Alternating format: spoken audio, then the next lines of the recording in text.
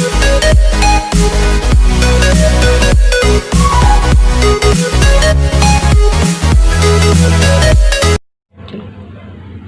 आज हम लोग टॉपिक पढ़ने जा रहे हैं सर्कल का। ये 11th क्लास का सर्कल का टॉपिक। ये वो टॉपिक नहीं है जिससे आप सब लोग डरते हैं 9th-10th में कि बड़ा कठिन है। बहुत इजी सा टॉपिक है, सिर्फ इक्वेशंस पे वैल्यू पुट करने पे रखनी है आपको, बाकी कुछ भी नहीं है इस चैप्टर पे। तो चलो देखते हैं। सबसे पहले आज टॉपिक है सर्कल।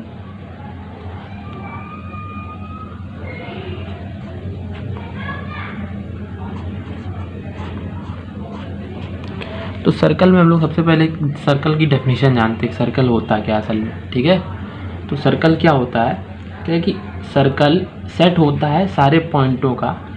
क्या circle is a set of all point in a plane. कहाँ पे? एक ही प्लेन में। Which are constantly distance from a fix point. जो क्या है, कॉन्स्टेंटली जो है मतलब कि एक बराबर फिक्स पॉइंट से एक ही पॉइंट में। जैसे कि मान लो ये कोई पॉइंट है और ये क्या है कि उसके सारे पॉइंटों का सेट है। क्या है? सारे पॉइंटों का सेट है। बोलोगे? सेट। सारे पॉइंटों का सेट है। तो क्या है कि और ये एक फिक्स पॉइंट है, ये उसका सेंटर हो गया। क्या है? फिक्स पॉइंट है, सेंटर। तो कह रहा है कि यही सर्कल है। सर्कल की डेफिनेशन ही यही है। कह रहा है कि सर्कल क्या है, is a set of all point. क्या है? ये सेट है ऑल पॉइंट्स का एक प्लेन में, which are constant distance from a fix point. ये क्या है? कांस्टेंट डिस्टेंस है। क्या है? कांस्टेंट डिस्टेंस है। सर्कल सही तो नहीं बना है। अब अगर ये देखोगे तो ये है इसकी रेडियस। क्या है? रेडियस। इसी की डिस्टेंस को जो सेंटर से उसकी सर्कमफेरेंस तक की दूरी होती है उसको हम लोग रेडियस बोलते हैं। क्या बोलते हैं? रेडियस। सर्कमफेरेंस क्या होता है, जिसको हिंदी मीडियम वाले बोलते हैं परिधि। क्या बोलते हैं? परिधि। और ये आपकी हो जाती है त्रिज्या। क्या हो जाती? त्रिज्या। ये जो ये रेडियस को ही त्रिज्या बोलते हैं। जो सेंटर से सर्कमफेरेंस तक की दूरी, परिधि तक की दूरी, वो होती है त्रिज्या या रेडियस। क्या होती है? त्रिज्या या रेडियस। तो सर्कल की ये बात बोलते हैं। ठीक है, अब हम लोग 11th में जो है ये कोऑर्डिनेट के पार्ट में है, इसलिए इसकी जो इक्वेशन होती है सर्कल की, एक स्टैंडर्ड फॉर्म होती है, इक्वेशन होती है सर्कल की एक। ठीक है, वो देखी जाए तो क्या होती है। अगर मान लो एक हम लोगों ने सर्कल बना लिया। क्या बना लिया? सर्कल। इसका कोई पॉइंट सी है, ये रहा होगा। हम लोग कोऑर्डिनेट्स में हमेशा पॉइंट पढ़ते हैं। और ये कोई पॉइंट पी है, इसके पॉइंट्स हैं x, y और इसके पॉइंट्स हैं h, k। क्या है? h, k और x, y उसके पॉइंट्स हैं। तो हम लोग क्या है कि हम लोगों को बीच की दूरी निकालनी। क्या निकालनी? r निकालनी। स्ट्रेट लाइन में भी हम लोगों ने कुछ फॉर्मूले पढ़े थे डिस्टेंस निकालने के, याद है? स्ट्रेट लाइन पे हम लोग क्या करते थे, डिस्टेंस का फॉर्मूला लगाने के लिए हम लोगों को उसको क्या करना पड़ता था, under root x2 minus x1 का square plus y2 minus y1 का स्क्वायर। तो ये हम लोगों को करना पड़ता था। उसी तरीके से हम लोग यहाँ पे भी करेंगे। तो क्या है, यहाँ पे हम लोग क्या कर रहे हैं, देखो यहाँ से यहाँ तक की दूरी CP कितनी है, CP इक्वल अंडर रूट। ठीक है, अगर हम लोग इसको मान लें, क्या इसको मान लें, क्या मान लें इसको, x1, इसको मान लें, बताओ क्या मान लें इसको, इसको x1 मान लें। ठीक है, इसको x1 मान लिया, इसको y1, इसको x2, इसको y2। ठीक है, तो हम लोगों का फॉर्मूला जो होता है वो हम लोग लिख लेते हैं पहले। ठीक है, फॉर्मूला क्या, इसी में डायरेक्ट पुट करते हैं। x2 माइनस x1, तुमने y माइनस, तो ये x माइनस h का whole square, x minus h का होल स्क्वायर प्लस। ठीक है, ये h है, फिर प्लस यहाँ पे y हमारा क्या है, y माइनस k का होल स्क्वायर। ठीक है, y माइनस k का होल स्क्वायर। अच्छा, ये जो CP थी यही तो हमारा C से P तक की दूरी ही तो हमारी R थी। तो हम लोग यहाँ पे R लिख लेते हैं अंडर रूट में। ठीक है, x माइनस h का square plus y minus k का स्क्वायर। अगर अंडर रूट हटाना है तो दोनों तरफ स्क्वायर कर दें। तो स्क्वायर करने पे क्या होता है, जब दोनों तरफ स्क्वायर करते हैं तो ये अंडर रूट हट जाता है और इसके ऊपर स्क्वायर चढ़ जाएगा। तो यहाँ पे लिख लेना on squaring both the side, चाहे लिखो चाहे ना लिखो, हम नहीं लिख रहे हैं, आप लोग लिख लेना आर स्क्वायर, फिर ये क्या हो जाएगा एक्स माइनस एच का स्क्वायर प्लस वाई माइनस के का स्क्वायर। तो यही जो होती है ये क्या होती है, स्टैंडर्ड फॉर्म होती है सर्कल की, यही इक्वेशन ऑफ सर्कल का मतलब इक्वेशन होती है यही, ठीक है, इक्वेशन होती है, इक्वेशन होती है। ठीक, अगर हम लोग बात करते हैं, यहाँ तक हमें लगता है कि सबको समझ में आ रहा होगा, आ गया होगा, तो लोग आगे बात करते हैं थोड़ी सी, ठीक है। एक तो ये हो गया। दूसरा हम लोग देखते हैं कि जब भी इक्वेशन ऑफ सर्कल निकालनी है, लेकिन वो क्या है, with centre at the origin and radius R is given. कह रहा है कि जब हम लोगों को क्या हो कि दिया हो कि वो ओरिजिन पे है, हम लोगों को पता है क्या बोला है कि जो इक्वेशन ऑफ सर्कल है विद सेंटर, सेंटर से निकालनी है, ठीक है। ये दूसरी थ्योरम है, ये थ्योरम 1 थी, थ्योरम दूसरी बताने जा रहे हैं, ठीक है। इसमें क्या कंडीशन दी है, इक्वेशन ऑफ सर्कल, कह रहा है कि इक्वेशन ऑफ सर्कल निकालो विद सेंटर, सेंटर के साथ एट द ओरिजिन, जो सेंटर है वो कहाँ है, अब की बार ये जो है पार्ट, अगर हम लोग इसको इस तरीके से सर्कल बनाएं, सर्कल बनाएं तो क्या है कि जो सर्कल है वो बोला है कि जो सेंटर है वो उसका ओरिजिन पे है। ओरिजिन का मतलब तो हमें पता ही है कि 0,0, यहाँ पर x भी 0 होता है और y भी 0। तो अब क्या करेंगे, 0,0 दे रखा हुआ है, हमको क्या निकालना है, हमको x और y की वैल्यू निकालनी, जो हम लोगों ने यहाँ पे x और y माना था इसकी वैल्यू निकालनी, ठीक है। ये हम लोग इक्वेशन निकालनी, कैसे निकालेंगे देखो, देखते हैं, कुछ नहीं करना, यही ऊपर वाला फॉर्मूला लगाया था वही वाले फॉर्मूले से निकाल सकते हैं, बस इन्होंने फर्जी की दूसरी थ्योरम बना रखी है। तो क्या करते हैं, इसमें हम लोग क्या कर देंगे, पहले r ही रखा था, इसे क्या करें आर स्क्वायर एक्स माइनस, अब की बार h की जगह पे क्या है 0, तो ये 0 का square plus y minus y, तो y की जगह पे y ही है, और यहाँ पे क्या है k की जगह पे 0, तो 0 का स्क्वायर, ठीक है। तो यहाँ से क्या आ गया, आर स्क्वायर बराबर एक्स का स्क्वायर प्लस वाई का स्क्वायर, 0 माइनस एक्स माइनस 0, मतलब एक्स से अगर कुछ भी नहीं गया तो क्या बचा, सिर्फ एक्स ही बचे, वाई से भी कुछ नहीं गया तो क्या बचेगा, सिर्फ वाई बचेगा, और इसका एक्स का स्क्वायर, इसका वाई का स्क्वायर।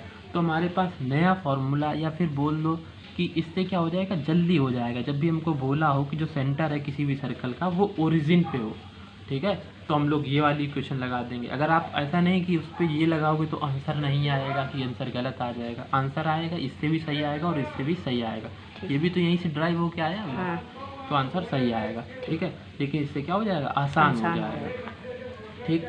अब क्या होगा, अब तीसरी बार, तीसरे थ्योरम की बारी है, किसकी बार, तीसरी, हालांकि ऊपर तक का सबको समझ में आ गया।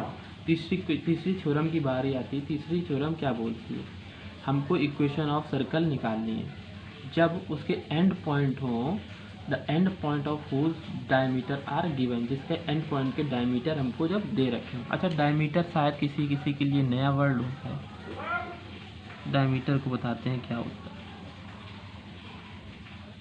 देखते हैं क्या। तो ये मान लो सेंटर, क्या है, सेंटर, ठीक है।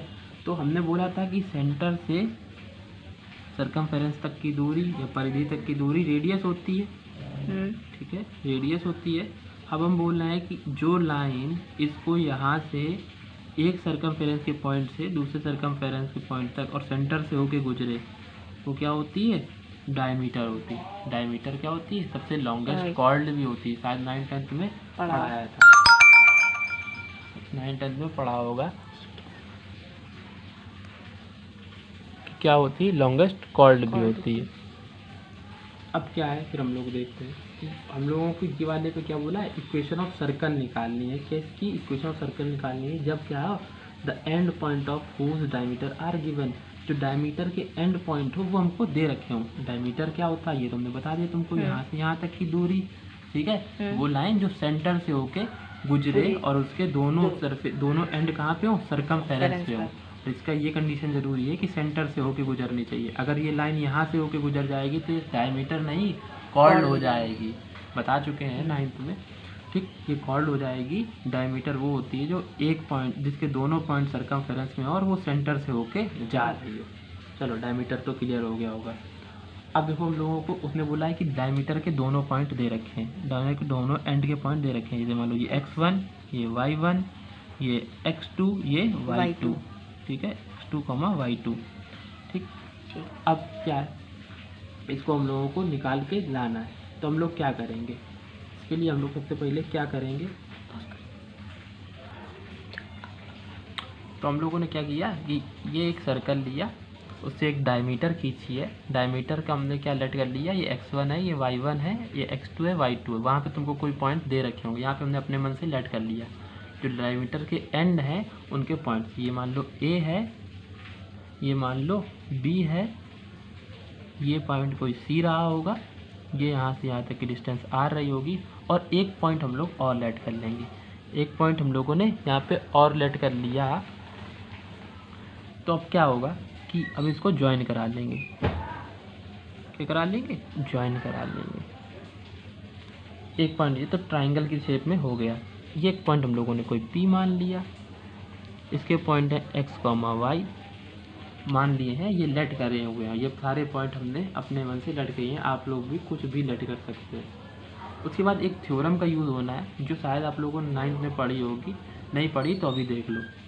क्या होता है कि अगर कोई ट्राइंगल, कोई सर्कल या सेमी सर्कल के अंदर ये कोई ट्राइंगल बन रहा होता है, तो उसके सरकमफेरेंस पे 90 डिग्री का एंगल ये ट्राइंगल बना रहा होता है। क्या बना रहा होता है, ये 90 डिग्री का एंगल बना रहा होता है। हिंदी में इस थ्योरम पढ़ी होगी, अर्धवृत्त पे बना कोण समकोण होता है, ठीक है, पढ़ा होगा। अर्धवृत्त पे बना कोण समकोण होता है। अर्धकोण का मतलब होता है, अर्धवृत्त का मतलब होता है बेटा सेमी सर्कल। सेमी सर्कल ऐसा सर्कल होता है जिसका मतलब एक लाइन क्या हो, ये डायमीटर बना हो, ये डायमीटर यहाँ पे सेंटर होगा, और इससे कोई ट्राइंगल बना होगा, सर्कल के अंदर ही बना होगा, तभी तो अर्धवृत्त का डायमीटर होगा, ठीक है। इस तरीके से कुछ तुम्हारा बना होगा। अब यहाँ पे समझ लो कि ये क्या है, ये तुम्हारा अगर इतना पार्ट छुपा दिया जाए तो ये अर्धवृत्त ही बन गया, ये सेमी सर्कल ही बन गया। अर्धवृत्त पे बना कोण कहाँ पे, ये ट्राइंगल बना तो कोण भी यही बनेगा। ये कितना है, समकोण, मतलब 90 डिग्री का है, ठीक। तो इसने नहीं पढ़ा, वो 9th क्लास में वीडियो में जाके देखेगा, उसको समझ में आ जाएगा। तो ये तो हमारा 90 डिग्री हो गया। इसको लिखने का फॉर्म क्या है कि हमारा जो ये थर्ड थ्योरम है, ठीक है।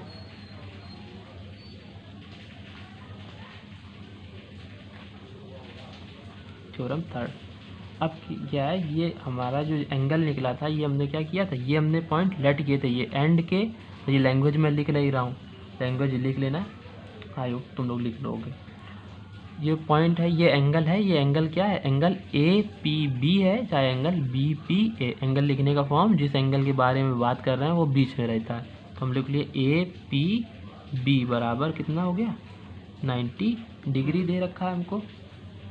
फिर हम लोग अब क्या करेंगे, हम लोगों को, ये हम लोगों को स्लोप दिख रहा है। स्लोप मैंने बताया था, स्लोप देखने का फॉर्म मतलब क्या होता है, स्लोप एक ढाल टाइप की होती है, जैसे कि जीने जो हमारे होते हैं एकदम ढलान टाइप की बनी होती है, उसी को हम लोग स्लोप बोलते हैं। जैसे हम लोग बैठे कभी कभी फिसलते भी हैं, उसी में खेला करते हैं। तो ये स्लोप तरीके का दिख रहा है, ये यहाँ से यहाँ स्लोप दिख रहा है, ये यहाँ स्लोप दिख रहा है। स्ट्रेट लाइन में पढ़ाया होगा या पढ़ा होगा आप लोगों ने स्लोप के बारे में। स्लोप क्या होता है बेटा, स्लोप क्या होता है, y2 minus y1 upon x2 minus x1, ये स्लोप होता है, ठीक है। ये स्लोप की डेफिनीशन, स्लोप की इक्वेशन बोलो, इसी से ही हम लोग स्लोप निकालते हैं। तो स्लोप देखो, स्लोप के लिए फॉर्मूला क्या होता है, अगर हम लोग देखें स्लोप ऑफ AP के लिए हम लोग फॉर्मूला लगाते हैं y2 minus y1 upon x2 minus x1। यहाँ पे हम लोगों के पॉइंट ये x1 y1 ये है, x2 y2 ये है। तो अगर x2 y2 ये है तो y2 की जगह पे पहले हम लोग क्या रख दें, y2 देखा y दे रखा है, y रख लिया, माइनस y1 क्या दे रखा है, y1 ही है तो y1 ही रखा रख दिया, अपॉन x2 देखा क्या दे रखा है, x2 x दे रखा है, y2 क्या दे रखा है, x2 क्या दे रखा है, x2 x दे रखा था, और x1 ही दे रखा है तो x1 ही रख लिया।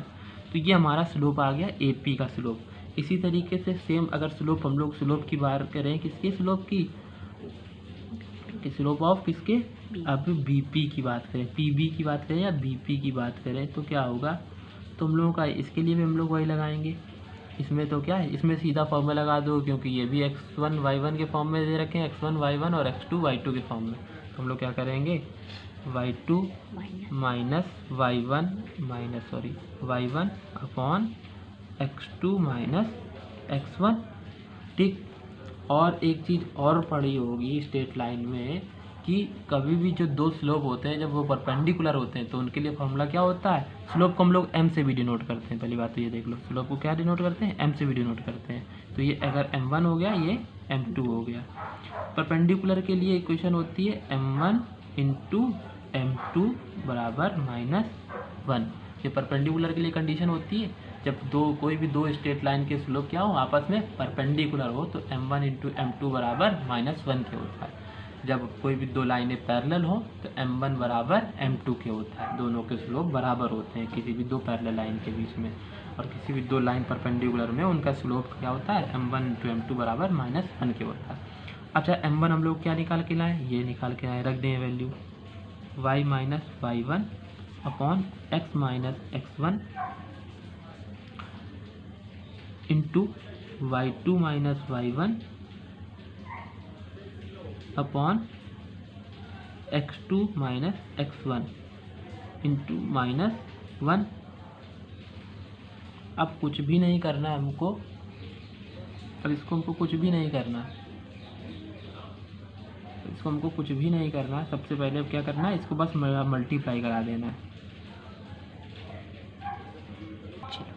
अच्छा हाँ, ऊपर हम लोगों ने एक चीज़ गड़बड़ी ये कर दी, इसका सिर्फ फॉर्मूला रख दिया था हम लोगों ने, फॉर्मूले की जगह पे ये वैल्यूज़ नहीं रखी। इस लाइन का हमको स्लोप निकालना था, तो इस लाइन पे स्लोप की जगह पे अगर हम x1 देखें तो हमारा x1 और y1 क्या है, मतलब x2 क्या है और y2 क्या है, क्या हम लोगों ने ये अब यहाँ पे डिनोट नहीं किया था। इस लाइन के लिए अगर तुम इसको मान रहे हो, तो इस लाइन के लिए हम लोग क्या रखेंगे, y2 जो हमारा आएगा, y2 क्या होगा, y होगा, ये y2 है, ये x1 y1 मान लो, x1 y1।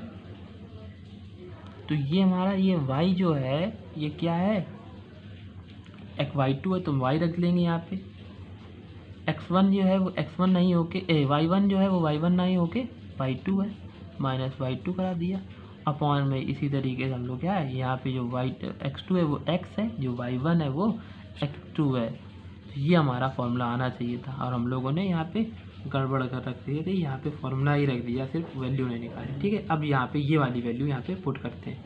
ठीक, तो ये यहाँ पे y माइनस y1 होगा, y2 होगा सॉरी, और यहाँ पे x माइनस x2 होगा। ठीक है, समझ में आ रहा है, नहीं समझ में आ रहा है, आ रहा है। देखो y माइनस y2 है, x माइनस x2 है। ठीक है, अब हम लोग क्या करते हैं, तो अभी हम लोगों ने एक बार इक्वेशन को फिर से लिख लेते हैं। वो क्या दे रखी थी, y2 minus y1 sorry y minus y1 upon x minus x1 into y minus y2 upon x minus x2 बराबर -1 के। अब क्या ये मल्टीप्लाई में है, ऊपर वाले ऊपर मल्टीप्लाई हो जाए, नीचे वाले नीचे। तो हम लोगों ने क्या, ये वाली इक्वेशन हम लोगों ने ऊपर लिख ली, y minus y1 upon x minus x1, और अब ये y minus y2 upon x minus x2 बराबर -1 के रख दिया। अब हम लोग क्या करेंगे, ऊपर वाले यहीं रह जाएंगे और नीचे वाले जो क्या है इनटू में है, ये पूरा ऊपर वाला पार्ट भेज देंगे। y minus y1 y minus y2 equals to क्या हो जाएगा, x माइनस x1 और x माइनस x2 के हो जाएगा। और ये बाहर में चल रहा है, माइनस का साइन चल रहा है, अभी क्या चल रहा है, माइनस का साइन यहाँ पे चल रहा है। ठीक है, क्या चल रहा है, माइनस का साइन अभी चल रहा है। अब क्या, ये फिर से इस तरफ ले आओ तो क्या हो जाएगा, सब प्लस में हो जाएंगे। ये इधर ले आओगे तो क्या हो जाएगी, चीज़ें प्लस में हो जाएंगी। x minus x1 bracket x minus x2 plus y minus y1 sorry, फिर y minus y2 equals to 0। ये हम लोगों की तीसरी इक्वेशन आ गई। ये इक्वेशन हम लोगों की कब आई है, जब हम लोगों को क्या है कि किसी डायमीटर के दोनों एंड्स के पॉइंट पता थे, ठीक है, जब दोनों एंड्स के पॉइंट हमको क्या थे पता थे, तब हम लोगों ने क्या इक्वेशन ऑफ सर्कल कैसे निकालनी, इक्वेशन ऑफ सर्कल कैसे निकालनी, ठीक है। मतलब हमको x1 y1 दे रखा होगा, x2 y2 दे रखा होगा, ठीक है। तो हम लोग x1 और x2 की जगह पे और y1 y2 की जगह पे वैल्यू रख देंगे, ये 1 है y1, ठीक। अब हम लोग क्या करते हैं, सीधा हमें पता है ये था पूरा सर्कल का बेसिक कॉन्सेप्ट कि सर्कल किस पे डिपेंड कर रहा है, ये इक्वेशन वाला सर्कल। अब क्या है हम लोगों को, अब हम लोग क्या करेंगे कि अब सीधा एक्सरसाइज पे आएंगे, मतलब कि एग्जांपल्स में आएंगे। एक दो ऐसे एग्जांपल दे दिए जाते हैं जिससे कुछ समझ नहीं आता। अब हम लोग सीधा एग्जांपल पे आएंगे, जब तक एग्जांपल नहीं करेंगे तब तक समझ नहीं आएगा। तो पहले एग्जांपल देख लेते हैं क्या है, ठीक है। तो पहले एग्जांपल की बात करते हैं, जैसे कि एग्जांपल 1 है की बात करें तो क्या दे रखा है, find the equation of circle. हमें इक्वेशन ऑफ सर्कल निकालनी है विद सेंटर 3, -2। अभी तक जिसने भी ये सब बेसिक्स नहीं पढ़ा है, अब उसको एग्जांपल में चीज़ें समझ में आएंगी, और पढ़ा है तो ज़्यादा अच्छे से समझ में आएंगी। तो एक बार जिसने नहीं पढ़ा है वो सर्कल का पहले पुराना वाला वीडियो देखे, पुराना वाला वीडियो देखेगा तो देख लेना, उसको बढ़िया समझ में आएगा। तो देखते हैं क्या है कि आगे का जो है ये सवाल दे रखा है, find the equation of circle. हमें सर्कल की इक्वेशन निकालनी है विद सेंटर। सेंटर हमको दे रखा है 3, -2 और जिसकी रेडियस हमको 5 दे रखी है। देखो सवाल को हम लोग सीधा फिगर में ही देख लेते हैं, फिगर में ही डिनोट करा लेते हैं। जैसे कि हमको फिगर में क्या दे रखा है कि मतलब कि क्वेश्चन में ये दे रखा है कि हमको क्या है कि सर्कल का जो सेंटर है वो हमको दे रखा है, ठीक है। सर्कल का सेंटर हमको क्या दे रखा है, सेंटर मान लो ये सेंटर है, ठीक है। सेंटर की पॉइंट्स हम लोगों को दे रखे हैं, सी मान लिया सेंटर, ये दे रखा है 3, -2, ये सेंटर के पॉइंट दे रखे हैं। और ये जो सर्कमफेरेंस, ये रेडियस दे रखी है, जो रेडियस दे रखी है वो हमको क्या दे रखी है, 5 दे रखी है। रेडियस क्या दे रखी है, 5 दे रखी है। अब हम लोगों को निकालनी है। तो हम लोगों ने सबसे पहले पिछले वीडियो में देखो जाके, पिछले मतलब कि उसमें देखो जाके, आप पीछे देखोगे तो आपको हमने बताया था जब कभी भी सेंटर के पॉइंट दे रखा हो और हमको रेडियस दे रखी हो, r दे रखी हो, तब हम लोगों को सबसे पहली वाली इक्वेशन लगानी पड़ती है। वो इक्वेशन ये दे रखी थी बेटा, r² बराबर x माइनस h का square plus y minus k का स्क्वायर, ठीक है, y माइनस k का स्क्वायर। ये थी मतलब कि इक्वेशन दे रखी थी, ये स्टैंडर्ड फॉर्म है इक्वेशन, सर्कल के इक्वेशन का स्टैंडर्ड फॉर्म है। अब देखो हम लोग क्या करते हैं, इस पे हमको ये जो पॉइंट है यही h और k होते हैं, x और y हमको नहीं दिए, x और y निकालने के लिए होते हैं। ये क्या होते हैं, h, k। जब हमने बताया होगा तो फिगर में हमने ये पॉइंट को h, k डिनोट करा होगा, ठीक। अब r की जगह r की वैल्यू रख देंगे, r की जगह पे r की वैल्यू रख देंगे, और h और k की जगह पे h और k की वैल्यू रख देंगे। रखते हैं, देखो r क्या दे रखा है, 5 दे रखा है, 5 का स्क्वायर, ठीक है। x की जगह पे कुछ नहीं रखते, h की जगह पे क्या दे रखा है, 3 दे रखा है, तो 3 का स्क्वायर प्लस y की जगह पे कुछ नहीं दे रखा है, ये पॉइंट है x, y, ठीक। और k की जगह पे क्या दे रखा है, -2, और ये माइनस पहले चल रहा है तो माइनस माइनस प्लस हो जाएगा, प्लस कर दो, ये स्क्वायर होल स्क्वायर लग गया, ठीक है।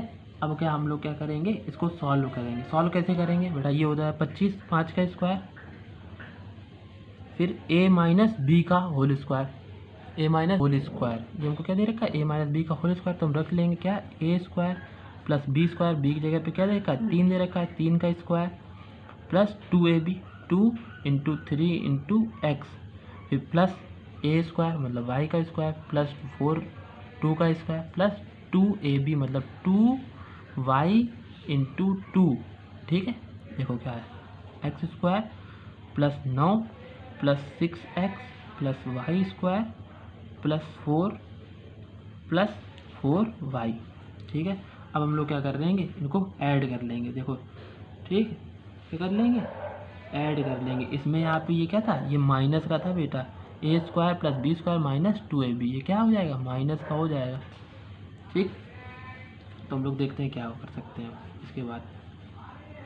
तो अब ये इक्वेशन जो आएगी हो गया, ये यहाँ पे ये दे रखा है 25, जो कांस्टेंट वाले टर्म है उनको इधर ले आओ, जो बचे वाले टर्म है उनको इधर ही रहने दो। जैसे X square plus Y square, ये तो यहीं रहेंगे।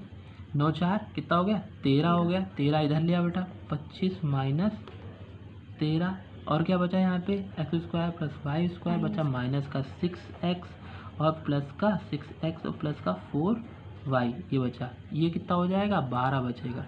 12 बराबर x square plus Y square minus 6x plus का 4y। इसी को यहाँ पे लिख लो, x square plus Y square minus 6x plus 4y minus 12 के इक्वल 0 के। देखो आ गया होगा समझ में। इसको सब सॉल्व करना था। एक क्वेश्चन आप लोग होमवर्क के लिए लिख लो, जिससे आपको समझ में आ जाए कि ये समझ में आया है कि नहीं आया। जो सेंटर के पॉइंट है, ये होमवर्क है आपका। जो सेंटर के पॉइंट है वो दे रखे हैं 2,4, ये सेंटर दे रखा है, और रेडियस जो है वो क्या दे रखी है? सॉरी, रेडियस जो दे रखी है वो दे रखी 5। इसका एक क्वेश्चन निकाल के देखना, आपको पता चल जाएगा। इसका आंसर कल बताएंगे। चलो थैंक यू।